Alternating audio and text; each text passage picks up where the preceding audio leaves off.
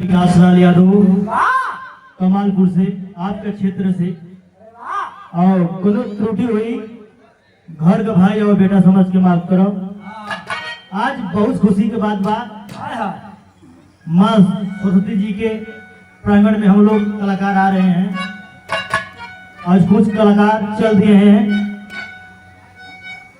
आप लोग के बीच में।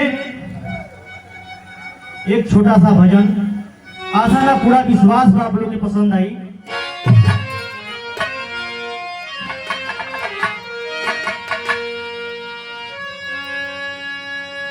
गुरु हो गोसैया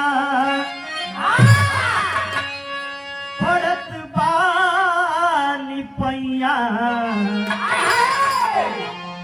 अजोहता बीतेला दिन राती हो।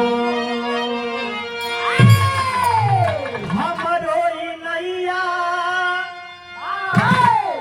केहू ना खेवैया परवा लगावा तू कुंवर कन्हैया। अरे जैसे मुरलिया के मीरा बजौनी मीरा के जहर से बचवला।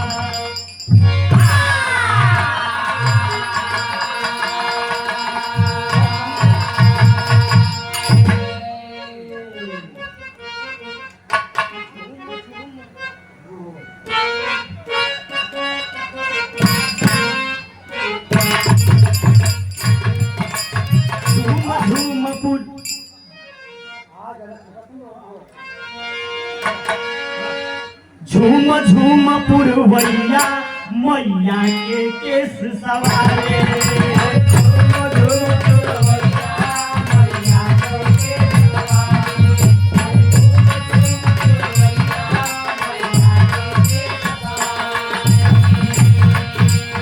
झूम झूम पुरवैया मैया के केस सवारे।